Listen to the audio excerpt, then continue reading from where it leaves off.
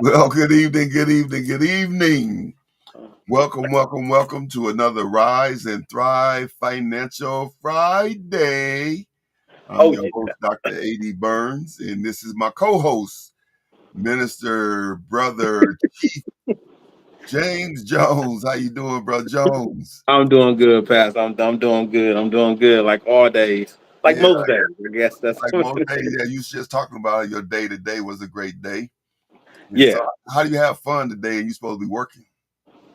Well, that's the one of the best things ever. If you're doing what you like doing and you're focused on doing what you like doing, every day could be a real fun day. Like today was a fun day. All It was right. busy, but it was very fun. Very, very rewarding and satisfying. All right. And so you still working in out of state? Yeah. I'm, Okay. All right. I'm gonna be out of state for a pretty good amount of time. Okay. All right. All right. Well, awesome. Awesome. Listen, we're here on another Financial Friday. We are getting closer and closer to the road to six figures.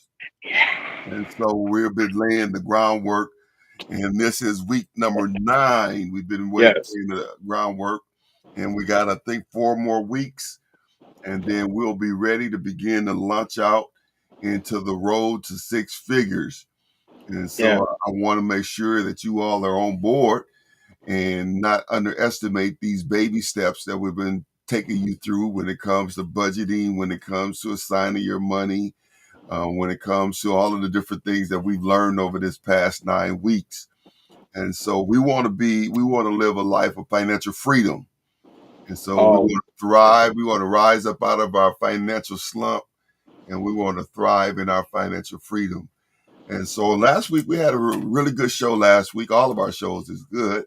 Last week we really dove in. And I think we made it pretty simple for people, yeah. and I pray that people really got hold to that thing, grab hold to it, and that they were ready to begin their journey to six figures and above.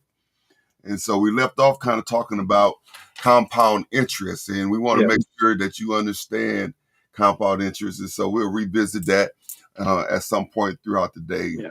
And so today we're starting 2 weeks of overcoming obstacles. Yes. Overcoming obstacles. Yes. We're Yes. going to look at identifying financial hurdles and pitfalls. We want to talk about some solutions to some of the common challenges that we have that you can have on your way to six figures. We want to.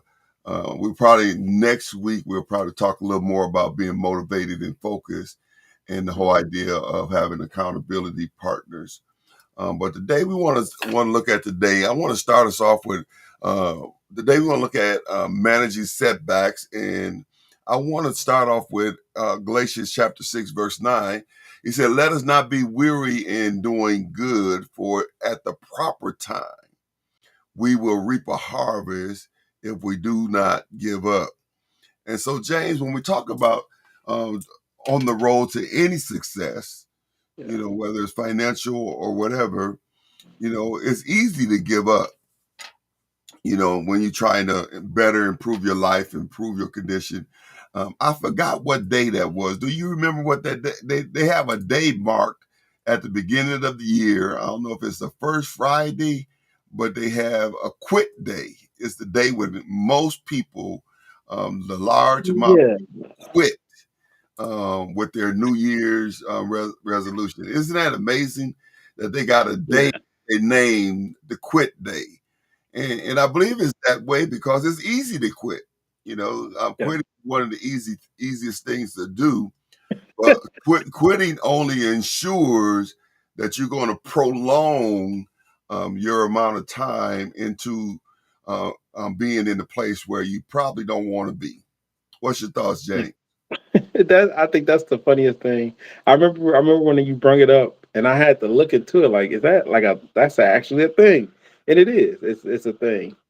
And I think the reason why people quit so often, and I think why we have such a national day of quitters, because people make unrealistic expectations to themselves. I mean, it's good to hope, but unless you have divine intervention and you have God telling you to do these things, all of that stuff is your willpower. And if your willpower was that good, we wouldn't sin. So so if if we gonna live life, right? If we gotta live it, right? This is the only life I got, so I gotta live it.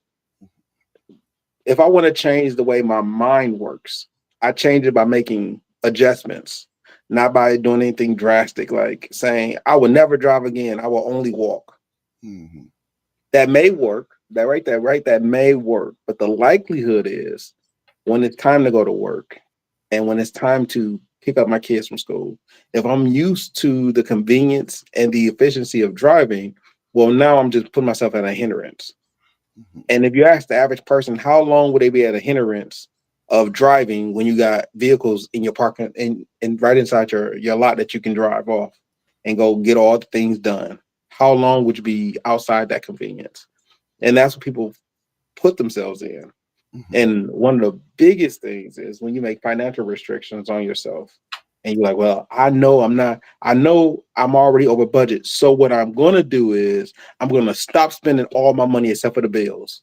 Well, I mean, that's a good sentiment, right? It's something good to say, but the likeliness of that happening is unrealistic because you didn't put a plan in place. You didn't. All you did is just say some words out loud, and now you're doing some stuff.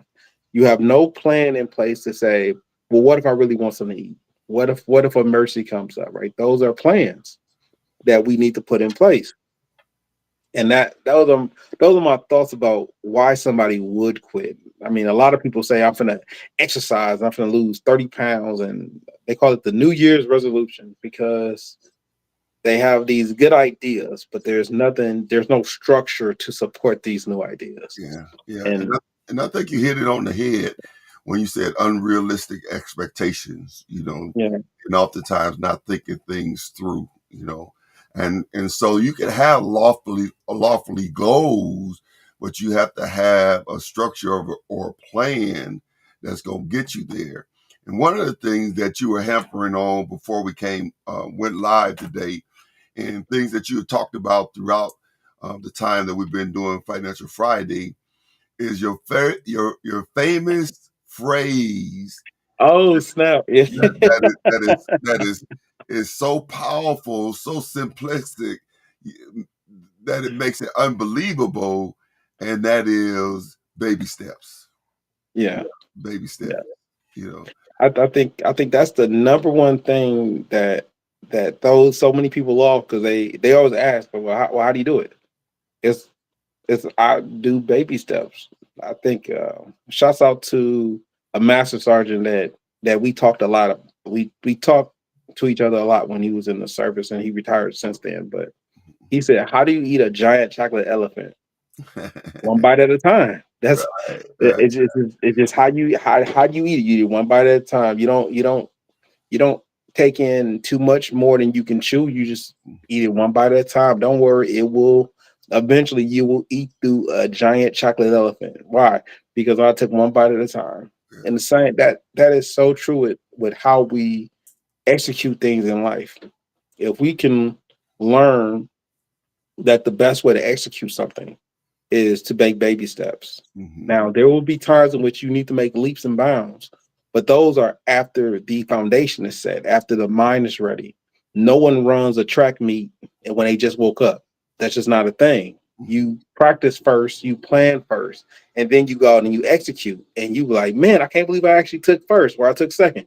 It's Hmm. because things was in place mentally, things was in place physically, and then the day of the race, you're just executing something that you already been doing.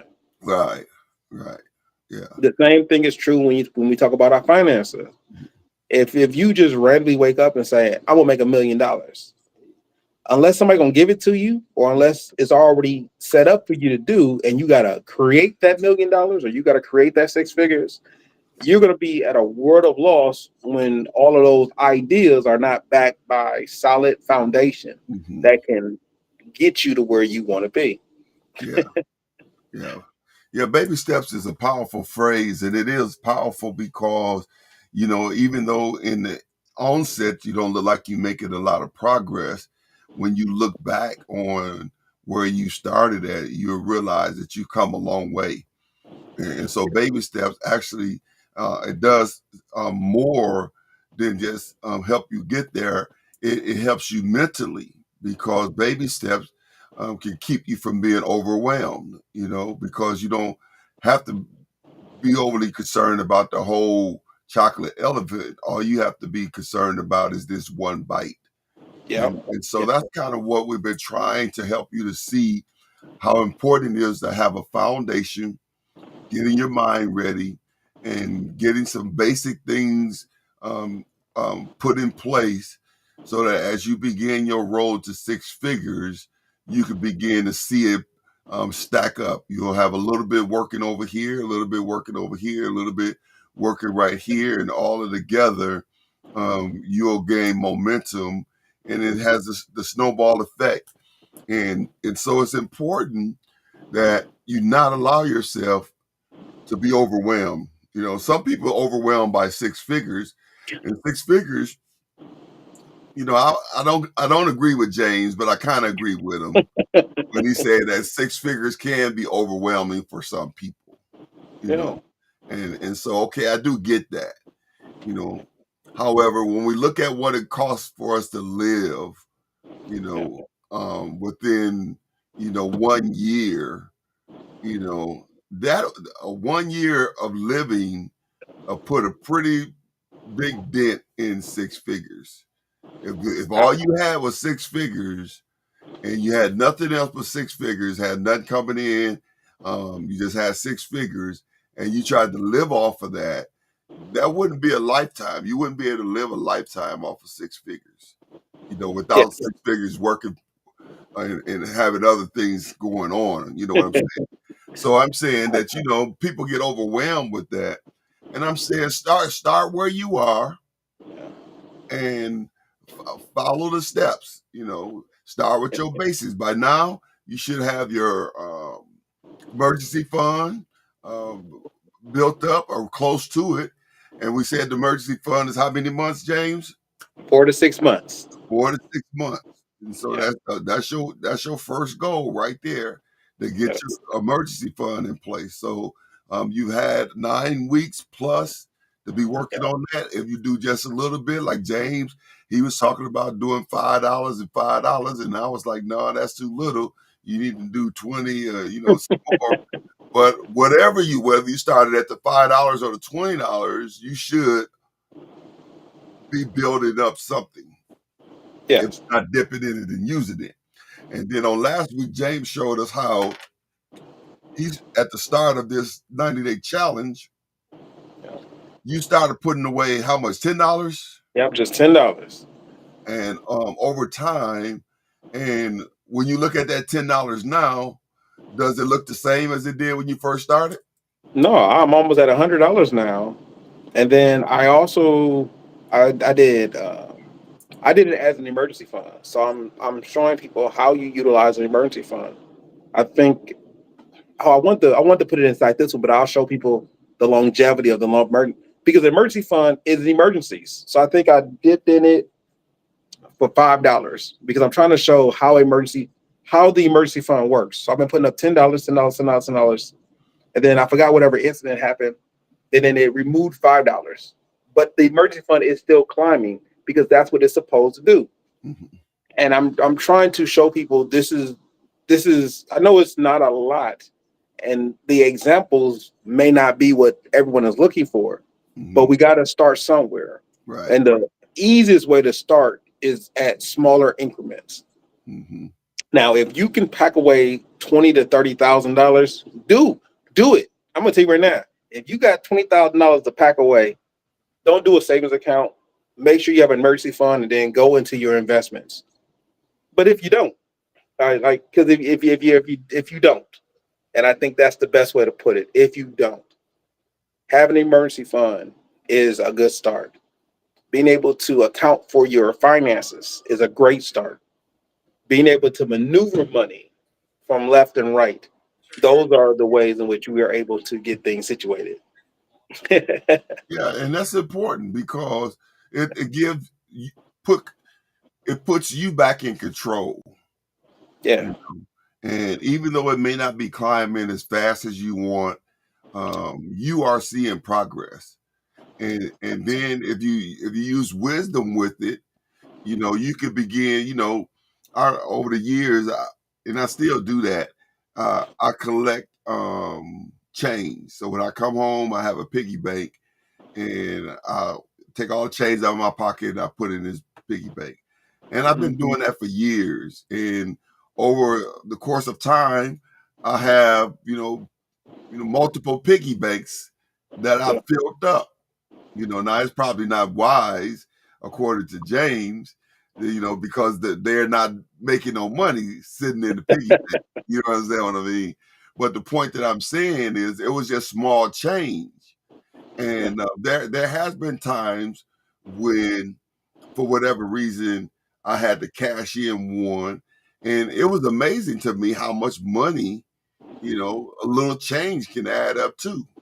And Yeah. so I'm saying if you change your perspective and you begin to take control of your finances by guiding them and giving them assignments and allowing them to work for you, you'll be amazed how fast it begin to grow.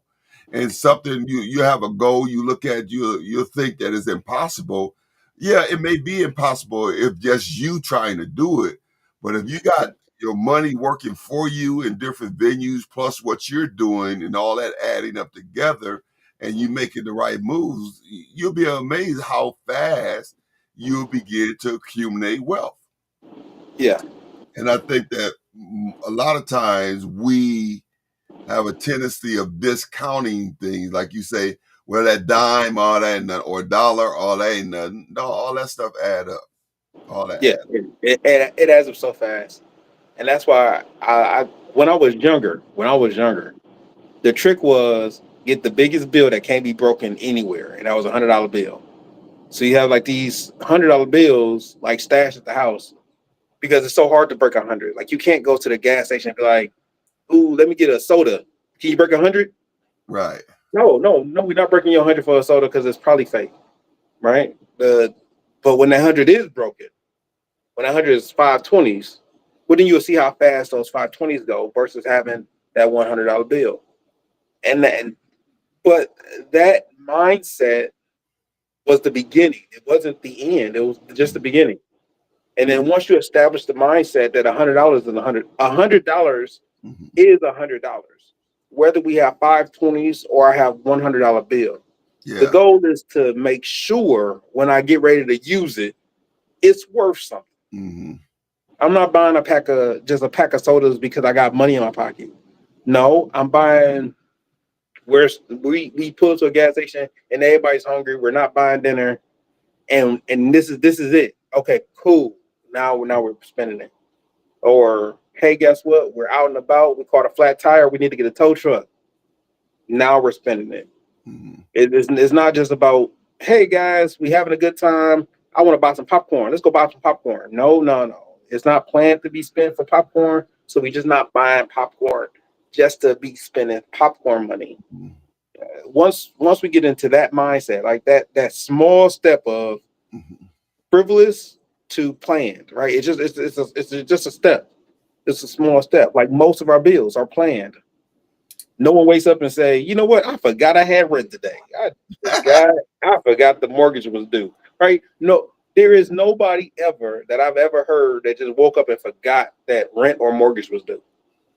Now, you may forget about the phone bill, but don't worry, they got automatic withdrawal. They'll take it out. You may forget Or they'll you may cut it forget off about your early. car loan. Yeah, you may forget about your car loan, but don't worry, they got automatic withdrawal. They'll just take it out.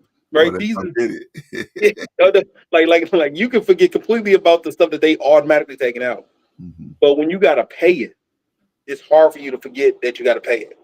When you owe somebody some money and it's a good amount of money, it's very hard for you to forget that you owe the person. Yeah.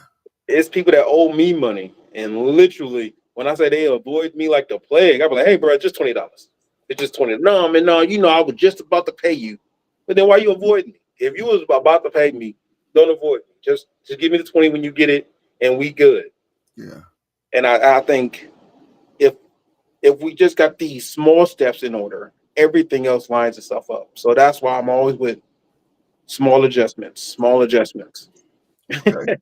Listen, that's a good segue into our lessons for the night when we talk about hurdles and pitfalls. And so we're gonna you're gonna have those along the journey, but Yeah. you have to be able to not only identify them, you have to learn how to overcome them. And Yeah. so let's talk a little bit about hurdles and pitfalls. Okay. If you want to, we can start the slide deck right now for PowerPoint. Okay. Now, before we do this, we want to get it started right. So I gotta say, hello everybody, and good evening to all my grinders. Welcome to Rise and Thrive. So let's get into it. When it comes to hurdles and pitfalls, the biggest thing we gotta look at is, are you climbing a mountain or are you falling in a hole? All right, because it's all about overcoming hurdles. So let's talk about climbing mountains. Before you can climb a mountain, we got to get past the basic hurdles. So one of the first basic hurdles everybody got to get past is financial illiteracy. I think the best wording that I've ever heard about financial illiteracy is, I don't know what I don't know. Someone teach you the habits that I do know. The problem is, if I know I'm teaching you bad habits, right? I got good intentions, but they're bad habits. Well, then don't teach them to anybody. Because if you got bad financial habits, those things affect everything that we do. If you have decent financial habits, I'd rather you teach me something decent than teach me bad financial habits. And when we talk about financial illiteracy, we're talking about people who just don't know how their money is going, how their money is moving, how money operates. And when we don't have financial literacy, our money is oftentimes falling out of our hands. We're overpaying, or we're being overcharged. And we don't know that we're being overcharged. We don't know that we're overpaying. We don't know what we're doing. We just know that the money is coming in and money is coming out due to financial illiteracy. And that's one of our easier hurdles, but it is just a hurdle. When you get past financial illiteracy and you start understanding some financial literacy. And remember, I'm not expecting anybody to read a bunch of books and have all the answers. That's why we always start off with small adjustments. Hmm. Understand what you're taking out, what you have coming in. Small adjustments. That means if you have to write down, I removed $3,000 from my account, I put in $2,800 in my account, or $2,800, right? However you remember it, however you put it. I'm not telling you to change your ways right now. I'm telling you to have an idea of what's leaving and what's coming. Okay? If you have positive or negative, I'm not telling you that you have to act on it immediately. Because if you've been in a negative for 3 years, guess what? Me telling you that you need to be out of it isn't going to change. You seeing that you're in the negative all of these months, that will help you to make the change to start being financially literate, and you can make the changes to start producing or putting yourself in the best light. Yeah. When you get past the first hurdle of financial illiteracy, when you get past that first hurdle, now you're on the side of financially literate. But we got a couple of more hurdles that come up. Most of the people that are financial illiterate, they have poor credit.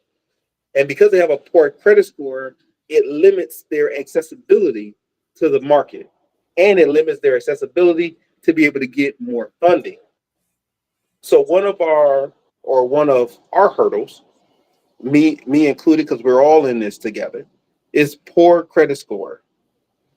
Now, whether you have a 500, I think it's a 300, 400, 500, 600, 700, or 800 credit score, no matter where you are in the spectrum of credit, if you have a poor credit score or you wish to improve your credit, there's ways to improve your credit by every matrix that we have out here. That if your debt is too high, you will lower your credit. If your debt is under 30%, you will improve your credit. And that's a basic rule of thumb. Along with understanding your credit score, you also got to know your credit history. Having a poor credit score or a poor credit history can drastically hinder your ability to access funding or financing. And when I say that, I'm not talking about some hope or pie in the sky. In this day and age, you can electronically look up all of this information and see if you do qualify for loans, auto loans, personal unsecured guaranteed credit cards. All of these things are doable, but you're going to be at a hindrance or paying more interest off of your poor credit score. We don't want you, or I guess the best way to put it is, if you have to pay interest, pay as low as possible. If you have to get interest, you want to make that as high as possible. So having a good financial, by being financially literate, you can now affect your credit score from being poor to being higher. Another, or the third one on the list, is a low income. Too often, people are afraid to do something because they feel that they have a low income. And when I say these words, I want you to pay good attention. Everything about low income is all a perspective. If you say I can't do something, that's fear. Why not? Because I have a low income. That's perspective. If you have enough to pay your bills, if you have enough to eat, if you have enough to see, if you have enough to live life, right? If you don't, and you got a hard work, you got to get it together. The understanding is I don't have a low income. I don't have enough. I'm outside of the means in which I have coming in. But don't worry, we'll talk about that hurdle as we come on, as we continue. The next one is insufficient savings. Like right now, today, we're doing a 90-day challenge. And the reason why we're doing a 90-day emergency fund challenge is that if you don't have an emergency fund, which is a buffer, anytime you run into a situation, it will put you at a negative and put you at a disadvantage. That's why we was talking about it. If you started off small, you will be able to have enough money in your account that when emergencies happen, you don't have to rely on other people. You can rely on yourself. And that will allow you to be able to pursue without going into financial debt.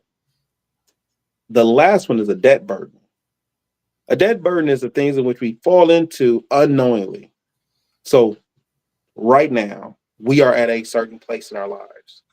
Some of us have more debt than others.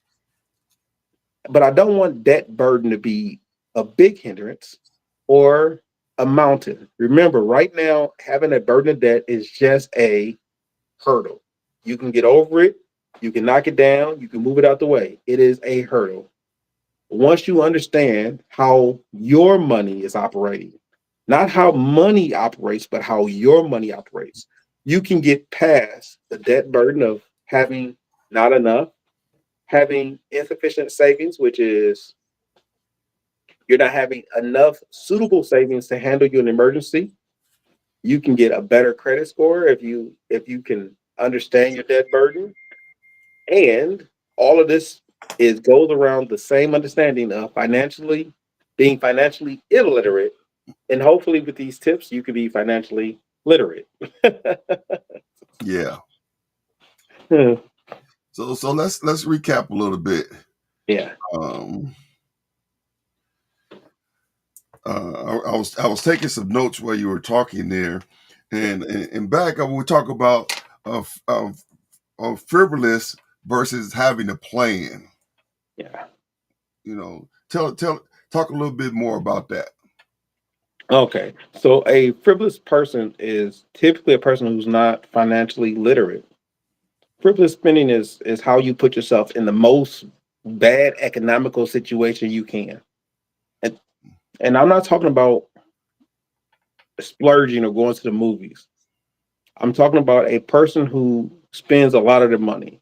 If you was to take a person who gambles a lot but loses, like they're not a professional gamble, they're not a professional gambler, they're just a person who likes to gamble. Okay. Well, that person is frivolous with their money Mhm. because a professional gambler wins a lot more than they lose. It's just the way that the information balances out. A person who's frivolous will an impulse buyer. That person is frivolous. Mhm. A person who can't hold on to their money or they're going to spend it easily, right? That person is frivolous. Mhm. A person who's always saying, woe is me, but they're trying to keep up with the Joneses, that person is frivolous. Mhm. And when I say keep up with the Joneses, in this current point, I don't want to smile and make it sound like it's a joke, but oftentimes we are trying to keep up with another group of people that are not even in the position that you think they're in. Okay. Because anybody can take a Facebook Photoshop and they done overspent for where they are. They done did all the stuff that they need to do, and they take a single photo and they put a caption. Money is easy, right? But you don't know that they're in debt. You don't know their financial situation, right? You're looking at a picture, and now you're trying to keep up with that person, or you're looking at a person who's been grinding his entire life, and now and you're just starting. Well, now you think that you should be in the same pathway as a person who's been grinding. Mhm. Well, if the person been grinding for about 20 plus years and you just started last week, you have an unrealistic expectation. So when you're trying to be on that level, you're going to do a lot of frivolous spending.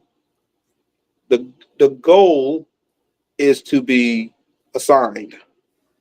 And I think I put this out a long time ago when I said a person who's in the right neighborhood can look like $1 million in the right neighborhood. Mhm. Because if you're in the neighborhood and everyone around you is a homeowner, and not even a homeowner, let's say you live in the right neighborhood, and the median income of that neighborhood is 50,000, right? Is below the national average, but everybody in the neighborhood makes 50, and Mhm. everybody makes around 50. Everybody in the neighborhood keeps their lawn cut. Everybody in the neighborhood keeps the trash picked up. Mhm. When you drive through that neighborhood, you may make $100,000, but when you look around, you're gonna see a respectable, presentable, nice neighborhood. You won't know that everyone in that neighborhood is around 50,000 Mhm. because the neighborhood is upkept. Everybody is assigned to say, "I'm not paying for a landscaper. I'm gonna go out here and mow my own grass." I'm not going to leave trash on the ground. I'm going to go out and pick up the trash to make sure the neighborhood looks good. And if we could apply those same principles to our finances, those are the ways in which a person who may not make six figures, who's assigning their money properly, will put themselves in the best limelight. Okay. All right. And so, in a nutshell, when you're frivolous with your money, you're spending money unnecessarily, and oftentimes because you don't have a plan. And so, having a plan goes with assigning your money, which you know that this money is earmarked for this. Therefore, we're not going to spend something else because I have the money. I'm not going to spend it on something that is not earmarked for, whether that earmark is for my savings account because my goal is to get $1,000 CD, and so I'm saving up for that, or whether this is my emergency fund, and buying popcorn is not an emergency. And so being able to understand how important that is, because going back to what we were talking about earlier, the little bits, allowing a dollar to leave here, $10 to leave here, $20 here, that adds up, very quickly. Like you said, once you break that $100, that $100 bill, that Yeah, that's a good plan. use your word, that sucker be gone. And so that's so important that we understand we want to be in control of your finances. To have financial freedom, you have to be in control. You have to drive. So that means that you have to have discipline. Pastor Bridget she defines discipline as forced obedience. And so you gotta enforce. You are your worst enemy, and so you have to enforce it and say, okay, I'm going to stick with this plan, and then once I accomplish this or get this amount of money, I'm going to do this. I'm going to flip this into that, or whatever the plan is. And so having a plan versus being reckless is very important. The other thing you said that I wanted to get more clarity on was when you said money versus your money. What's the difference? When people want to understand how money works, Hmm. so there's a bunch of different markets out here. So when people say, well, when they talk about the GOP, right, that's the gross domestic product for the United States. Hmm. That's not the world's money. That's America's money. And too often times when people are giving advice, people are looking at America's money. All right. Then they're like, well, the stock market crashed. Well, it didn't crash for me. The S&P 500 went down. It didn't go down for me. I don't know. I don't know. We had a bad year. I didn't have a bad year. I had a pretty good year. And people get caught up in those nuances of saying or put themselves in a collective when they have to focus directly on themselves. Hmm. And that was one of the big things about having foundational principles. Well, how much are you giving? Well, I'm giving 10% to God, 10% to the country, and I'm living off 40%. Hmm. Well, that 40% will be different just between you and I, right? The 40% is different, but it's still 40%. It's 40% of what our gross is. It just may be different from you and I. Right. And I think a lot of people get caught up on, I need the dollar amount. Well, I don't need you to have the dollar amount. I need you to have the understanding and go after the principle of the amount. Because if you live in under the principle of the amount, everything else happens. Because your emergency fund is off of a percentage. Hmm. It's not a two, three, $500 amount. It's not $1,000. It's off a percentage. So if your 10% is $20, work that $20. Hmm. If your 10% for your emergency fund is $500, work that $500 because by putting yourself in that position and planning out how it's going to look, you can be that much more prepared as to when your emergency fund is filled up, and now you can put more money in your investments. Your emergency fund is filled up, now you can put more money into like paying down debts or outstanding bills. Hmm. So, uh, money versus your money. Money meaning somebody else's money, whether it's the government or the stocks, Yeah, where like you just said, versus my money. You know, so are you saying that I don't control money, but I do control my money? precisely. Okay, all right, And and like so what I go oh go ahead. ahead. What When I talk about my money. So Hmm. when I say people, hey, this is what I'm doing. I don't say this is what, this is what no, this is what I'm doing. Hmm. Like I'm a real estate guy. So my money is mostly in real estate. When we talked about what to invest in, well, I invest in actual gold and actual silver. Well, Hmm. is that for everybody? No, we have a plethora of stuff that people can invest in. But if you're asking me, this is what I'm doing. This is, but there's a lot of people who made a lot of money out the stocks. There's a lot of people who made money out of stocks. Hmm. I didn't make a lot of money out the stocks. I made more money in real estate. Hmm. It's a lot of people who made some money in real estate, but they didn't make it in stock. Hmm. I can say I did that. I made more money in real estate than I did in stock. But I can't cut out stocks. I can't cut out the Nasdaq, the S&P, the New York stock. I can't cut them out because there are people making money out of it. There's people making money out of selling cars. Yeah. But my money isn't from selling cars. Hmm. My money isn't from stocks. My money is from my assets. And when we get into that understanding, then that's how people can grow a lot faster. Because if a person says, "Well, I don't like real estate due to any reason," right? They could just say, "I don't like real estate," and they can put their money into penny stocks or regular stocks, common stocks. But if they're going to do that, they're going to invest their time. their talents, their abilities into understanding where their money is going. Hmm. And by understanding where their money is going, they're a lot better to talk about it, to understand it, and to be able to plan for it. Okay. All right. So, in both cases, whether it's frivolous versus planning, or whether it's money versus your money, they both involve making better choices. Yes. You know, making better choices with all the way around the board. How you use your money, how you see your money, so forth and so on. All right. Yeah. Well, that time is moving pretty fast. Um, let's talk a little more. What other things you have when it comes to overcoming obstacles or hurdles and pitfalls? And what I want to tell you is if you can overcome the small hurdles, now we can go over the big hurdles. Now, now when I talk about these things are a lot more involved. These are the mountains that help and hurt us, right? If you understand financial illiteracy, these things won't topple you.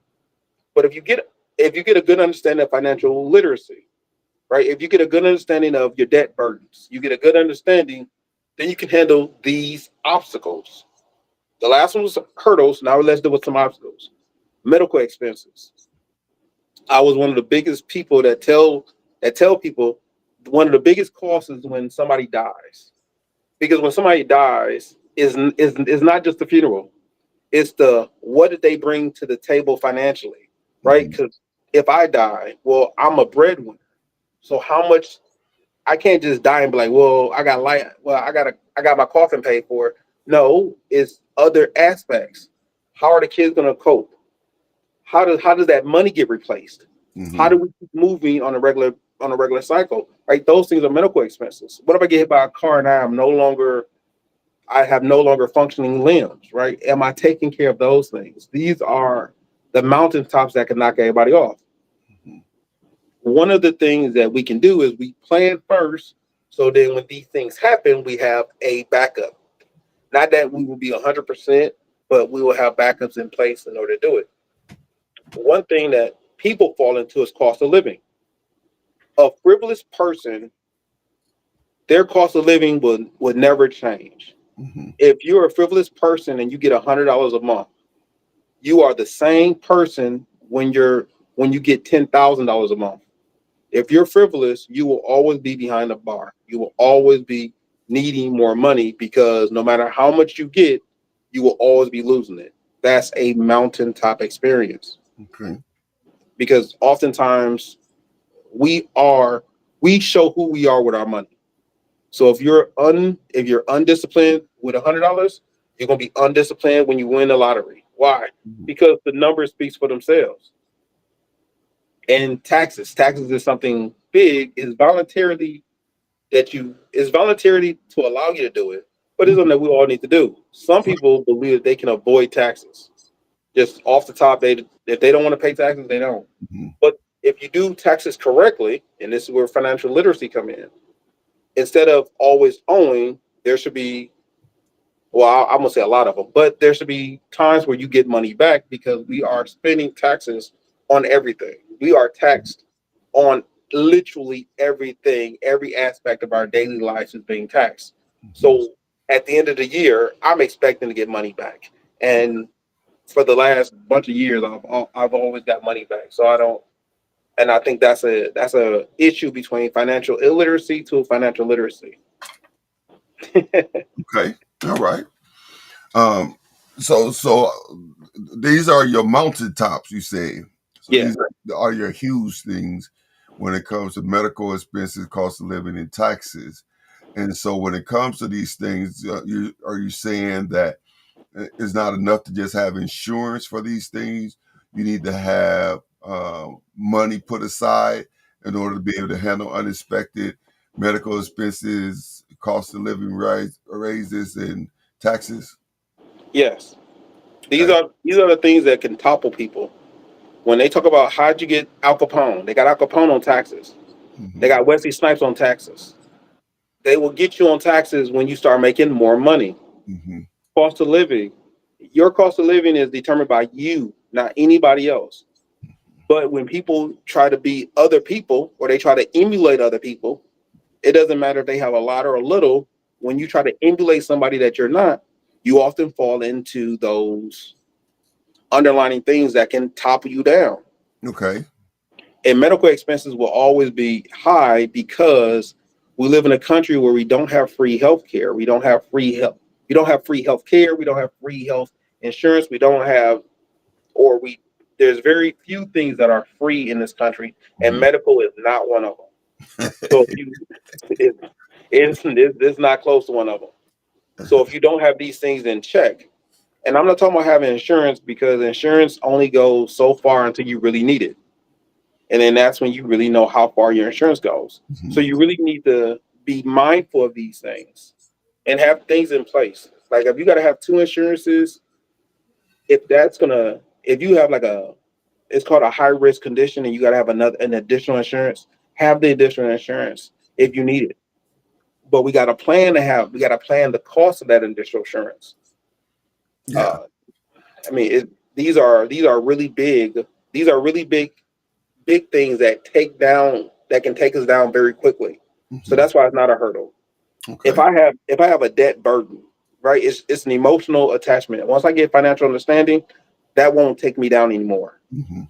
If I can have I can have a good financial plan, and I get hit with a medical expense. That can completely wipe out some people, Sure. or put them in a stressful situation. Mhm. I get hit with the taxes that I wasn't planning for. That can completely take me out of what I was doing. Mhm. Cost of living, like right now, a lot of people lost their jobs due to a bunch of federal things that are happening. Right, you went from 60,000 a month, now you're at zero, and now you got to try to find things that come. That can put you in a completely financial obstacle if you don't have, like I said, an emergency fund. So if you don't have a buffer, guess what can happen? If you think about it, you just lost your job due to a bunch of financial cuts from the federal government. You Mhm. have 6 months of living expenses already paid for in the bank. You know how easy it'll be if you had 6 months that you could just walk over and be like, hey, I know I'm good for 6 months. I know I'm good for 4 months. Mhm. Now you have that buffer where those issues that's coming up, now you have a place to get your footing. And now you got another job or you have a secondary job. It may not pay as much, but you have income coming in. So now that buffer can last for that length of time until you can get yourself back on your feet. But if you didn't have that, right? If you don't have that, your cost of living can completely wipe you out. So those are the big ones. Okay. All right. We got about 10 minutes left, and so want to make sure that we covered everything you have prepared for tonight. Yes. There's a quote that says, "Failure is simply the opportunity to begin again, this time more intelligently." And that was by Henry Ford. And so being able to understand that even if you didn't hit the mark the way you wanted to, you could always begin again. But the important thing is to begin. So, if you put your money aside, but you went in there and you bought some popcorn, well, you can start again, but don't Yeah. stop thriving. Don't stop trying Yeah. to position yourself to begin to build a life of financial freedom. All Yeah. right. And all of this stuff is just contingent on the person. So I know we have a little bit time, but if we have a video that I want to show everybody about it is about compounding interest. So when I told people you can make a high yield savings account or a high yield, or some people do stocks, right? Or dividends. So Mm-hmm. do we have that video ready? We can show it. It's a quick 2 minute video, and it will go over what compounding interest is and why it is so successful for us if we can get inside of it. Compound interest is the interest an investor earns on his original investment, plus all the interest earned on the interest that has accumulated over time. It is easier to think of compound interest as interest on interest. To understand compound interest, let's first look at simple interest, the interest earned on the original principal only. Suppose you deposit $10,000 into a high-interest savings account at a 5% simple interest rate for 3 years.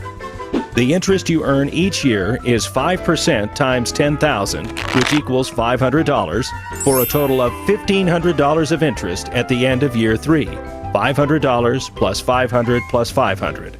Now instead, suppose that you deposit the same $10,000 at 5% interest compounded annually. In year 1, the interest you earn is the same, $500. But in year 2, the interest you earn is 5% times 10,500, the original amount plus the interest you earned in year 1. So the second year's interest is $525. In year 3, you earn 5% interest on $11,025. $10,000 plus 500 year 1 interest plus 525 year 2 interest, for an interest payment of $551.25. In total, you earn $1,576.25 in interest over 3 years with compounding interest versus $1,500 with simple interest, a difference of $76.25. The effect of compounding becomes especially powerful over longer time periods as the amount of earned interest becomes larger and larger. Okay. That was good. I want to make sure that everybody can see that, because when you start at start. So if you started right now today, think about it. You're compounding not annually but monthly. Mm-hmm. And think of how fast that can go when you're compounding it monthly in 12 months or 24 months. Mm-hmm. That's why now is the time to get started. Like right now is the time to get started, because as soon as you get started and you're doing those things, you're putting yourself in a better situation later on versus waiting until you finally get your money together. Your money gonna always be what it is until it gets better. So get yourself started and keep yourself moving forward. So on week 9 in your workbook, in your challenge book, it has 3 obstacles that can derail your financial goals: overspending, lack of discipline, and unexpected expenses.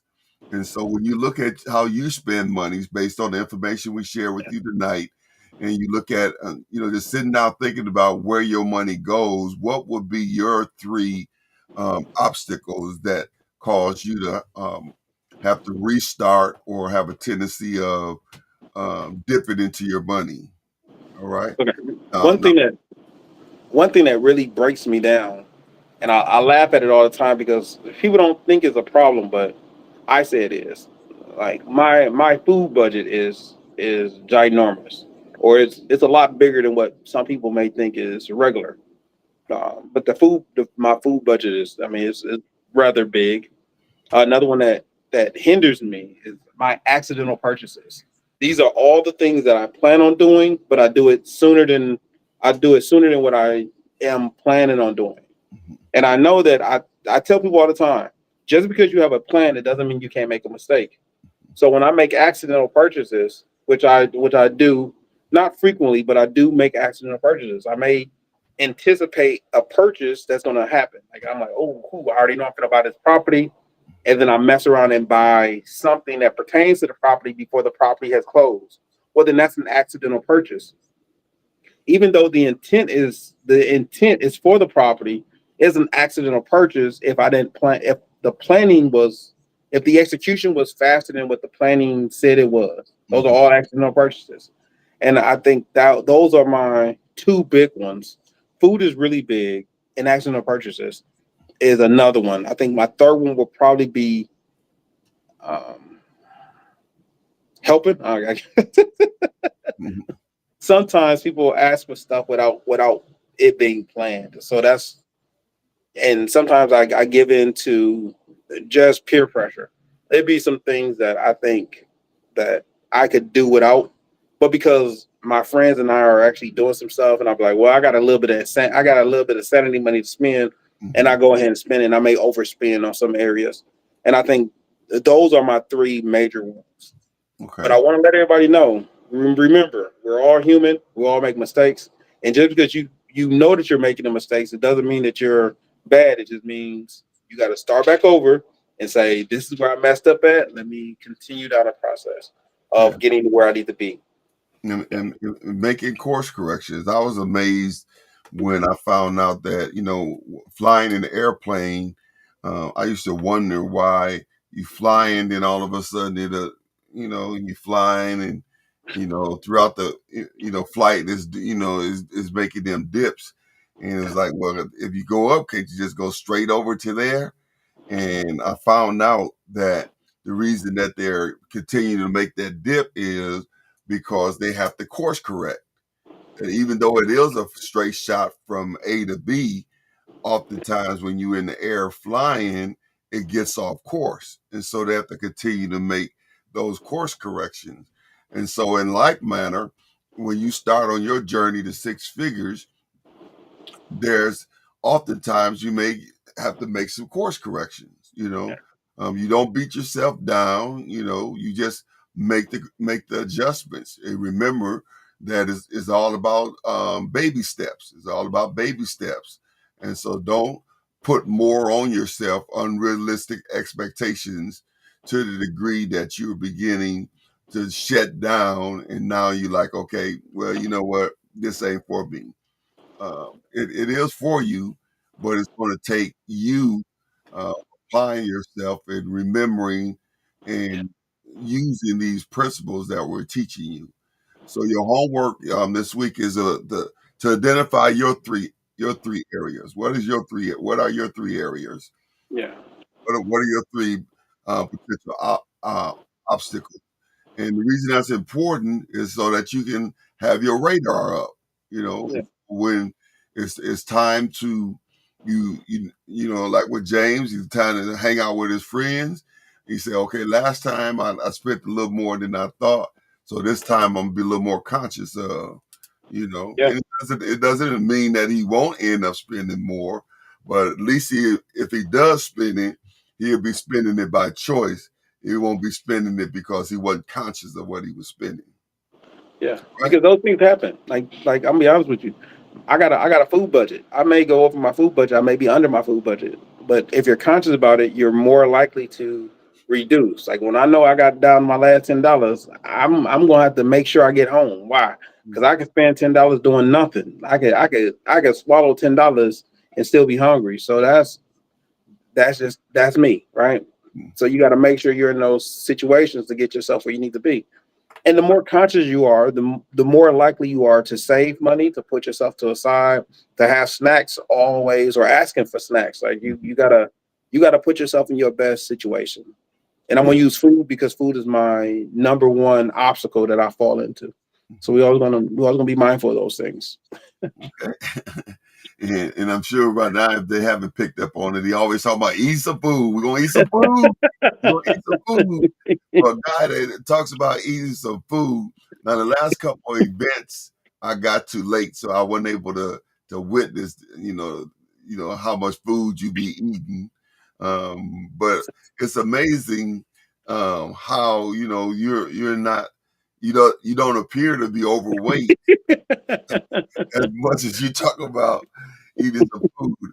I just look at a piece of fried chicken and I gained 10 pounds. I'm like, now when I was younger, I could go shut the restaurant down and wouldn't gain a pound. But now, oh my goodness, you know. But, but listen, we're just about out of time. And I'm really excited about as we get closer to releasing this book on the journey to six figures. And I pray that you have been putting into place the things that you've been learning during this 90-day challenge. And so that as we begin to step out now, we plan on having some testimonies of some six figures. All right. And Yes. we want you to be one of those testimonies. So don't take the 90-day challenge lightly. Let's get serious about what we're doing. Listen, that clock just got on some roller skates. We're out of time, James. What's your closing words? Uh, to all my grinders, I know y'all can do it. So I believe in you. Oh yeah. Oh yeah. All right. I'm gonna take him to the wire. I'm gonna take him to the wire and see how he handles on that one. Okay, listen, y'all. Thanks again for tuning in. Rise and Thrive. Join us next week as we continue in overcoming obstacles when it comes to identifying hurdles and pitfalls and common challenges and staying motivated. So bless you again. Thank you for tuning in. Look forward to seeing you on next week on Rise and Thrive.